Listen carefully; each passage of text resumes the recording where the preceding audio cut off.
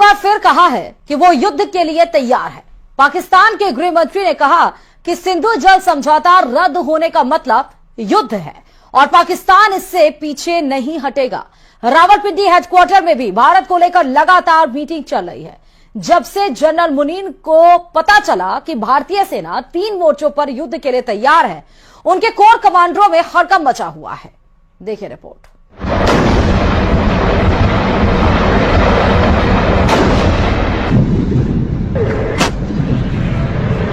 भारत के दुश्मनों को 3 तरफ से घेरा जा रहा है।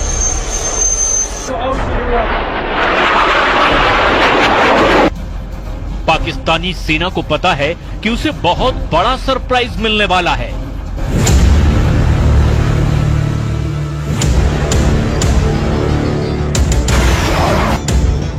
क्योंकि पहलगाम में पाकिस्तान के आतंकियों ने जो किया उसकी माफी नहीं, सजा मिलेगी और वो भी सजाए मौत मिलेगी।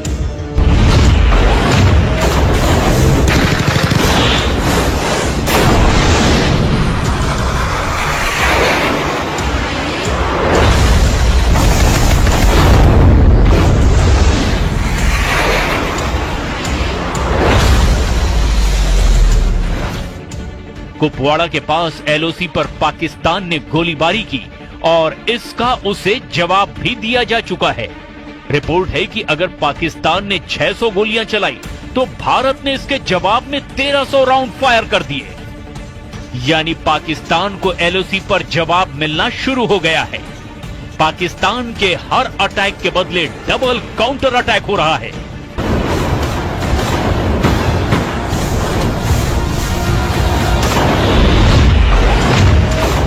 जमीन पर हो रहे एक्शन के बाद अब आसमान और समंदर में भारत के तेवर देख लीजिए, क्योंकि पहलगाम में हुए आतंकी हमले ने श्रीनगर और पठानकोट से लेकर अरब सागर तक बड़ा जाल बिछाना शुरू कर दिया है।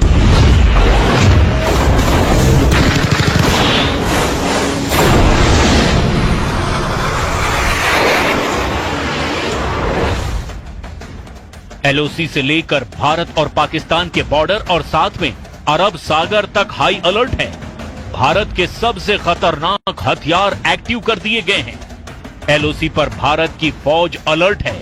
पंजाब और राजस्थान सेक्टर में बीएसएफ की कड़ी निगरानी है और S-400 जैसे तमाम एयर डिफेंस सिस्टम भी अब 24 घंटे एक्टिव कर दिए गए हैं। भारत की टैंक रेजिमेंट भी अखनूर से लेकर गुजरात तक वॉर मोड में आ चुकी है। इस वक्त एयरफोर्स में 2 जहाज बहुत एक्टिव हैं और वो हैं सुखोई 30 MKI और राफाल, जो भारत के फ्रंटलाइन फाइटर माने जाते हैं। इन सब के बीच बड़ी खबर यह है कि पाकिस्तान का पहलगाम वाला एजेंडा फेल हो चुका है। नौसेना ने अपनी फायर पावर दिखाकर बता दिया है कि जो पाकिस्तान चाहता है वो कभी नहीं होगा। कि पहलगाम में आतंकी हमला भारत को बांटने की साजिश थी, जो पूरी तरह से नाकाम हो चुकी है। आतंकियों ने देश को बांटने की जो कोशिश की वो 48 घंटे के अंदर ही फेल हो गई।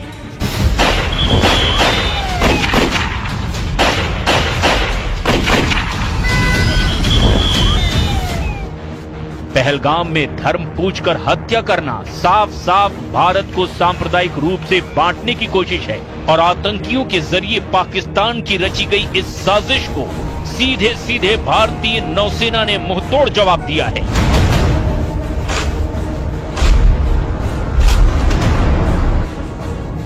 नौसेना की ओर से सोशल मीडिया पर तस्वीरें जारी करके बताया गया कि एकता में शक्ति है। एकता में शक्ति यानी भारत को धर्म के नाम पर बांटने वालों को ऐसा जवाब मिलेगा जिसमें उन्हें तबाह करने का सिग्नल भी है। इस तस्वीर में 5 डिस्ट्रॉयर हैं। 3 हैं विशाखापट्टनम क्लास और 2 हैं कोलकाता क्लास। ये दोनों तरह के डिस्ट्रॉयर भारतीय नौसेना के सबसे खतरनाक जंगी जहाज माने जाते हैं। नौसेना ने साफ बताया कि उसके वॉरशिप मिलकर दुश्मन से लड़ने के लिए तैयार हैं। दुश्मन के खिलाफ अब एक होने की जरूरत है, यानी मैसेज साफ है, बांटने वालों को अब बख्शा नहीं जाएगा। एक ही सफ में नौसेना के 5 जंगी जहाज। और इस फोटो के जरिए नौसेना ने अपनी रेंज और फायर पावर की एक छोटी सी झलक भी दिखाई है। पाकिस्तान के खिलाफ नौसेना की क्या तैयारी है, इसे और डिकोड करते हैं। सबसे बाईं ओर है आईएनएस इम्फाल, उसके दाईं ओर की तरफ आईएनएस मोरमुगाओ और उसके बाद लीडशिप आईएनएस विशाखापट्टनम। शुरुआत की ये तीनों जहाज आईएनएस विशाखापट्टनम क्लास के डिस्ट्रॉयर हैं। आईएनएस विशाखापट्टनम के दाईं तरफ है कोलकाता क्लास के आईएनएस चेन्नई और आईएनएस कोच्चि।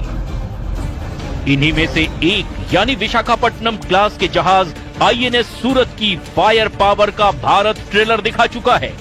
पहलगाम में हुए आतंकी हमले के 48 घंटे के अंदर ही भारत ने सिग्नल दे दिया था कि वो पाकिस्तान के साथ क्या कर सकता है। पहलगाम से 2000 किलोमीटर दूर भारत ने पाकिस्तान के दिलो दिमाग पर पहला वार तब किया जब MRSAM दागी गई। आईएनएस सूरत से भारत ने MRSAM यानी medium range surface to air missile launch करके बता दिया कि बदला लेने वाला इरादा कितना मजबूत है। 70 किलोमीटर तक आसमानी टारगेट को धमाके के साथ खत्म करने वाली इस मिसाइल ने अरब सागर में बड़ा सिग्नल दिया है। इजराइल के साथ मिलकर बनाई गई इस मिसाइल को आईएनएस सूरत से आजमाया गया, यानी विशाखापट्टनम क्लास का वो डिस्ट्रॉयर जिसके मुकाबले का कोई वॉरशिप पाकिस्तान के पास नहीं है। और पहलगाम में हुए बर्बर आतंकी हमले के बाद देश भर में आक्रोश का माहौल है। भारत के कड़े रुख को देखते हुए पाकिस्तान के हौसले पस्त हैं। पाकिस्तान भारत को युद्ध की धमकी दे रहा है, लेकिन वो ये भूल जाता है कि उसने कई बार भारत के हाथों मुंह की खाई। जोधपुर में प्रदर्शित यह टैंक पाकिस्तान की बुजदिली की जिंदा निशानी है। बनार रोड की तरफ जाने वाली सड़क पर रखा गया है। T-59 टैंक पाकिस्तान की बुजदिली और भारत की सेना की शौर्य का जीता जागता सबूत है। पाकिस्तान युद्ध अगर करता है या युद्ध की बात करता है तो हमें इतिहास के झरोकों में झांकने की जरूरत है कि पाकिस्तान की वीरता कैसी रही है और भारत के साथ पाकिस्तान के युद्ध रहे हैं, उनमें क्या परिणाम रहे हैं। हर युद्ध पाकिस्तान हारा है। आप मेरे पीछे देख सकते हैं, ये एक पाकिस्तानी टैंक है जो 1971 युद्ध के दौरान बुजदिल पाकिस्तान लड़ने आया था भारत से, लेकिन अपने हथियार ही छोड़कर चला गया। और वो हथियार छोड़ के जब भागा तो इन हथियारों को अलग अलग शहरों में प्रदर्शित किया गया। ये पैटर्न टैंक है। तत्कालीन समय में सबसे अत्याधुनिक टैंक जो कहे जाते थे, ये टैंक लेकर पाकिस्तान 1971 के युद्ध में जो मैदान में उतरा था, युद्ध के मैदान में। दरअसल इन टैंक को जोधपुर में लाने का श्रेय सलोड़ी निवासी जोराराम बिश्नोई को जाता है, जिन्होंने 1971 में पाकिस्तान सेना के 10 T-59 टैंक को अपने ट्रैक्टर की मदद से 13 दिन के अंदर युद्ध क्षेत्र से जोधपुर तक पहुंचाया था।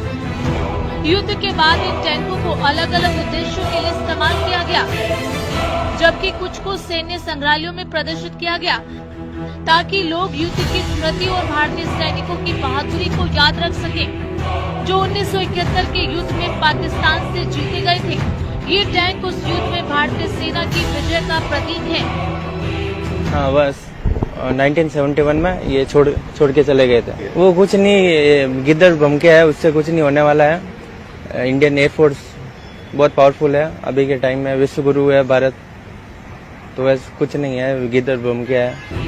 साल 1971 में पाकिस्तान के पास सबसे उन्नत तकनीक के पैटर्न टैंक थे, जिसके दम पर वो। और चलिए इसी के साथ ही इस रिपोर्ट में फिलहाल अभी के लिए इतना ही। बाकी अन्य खबरों के लिए देखते रहिए News 18 राजस्थान।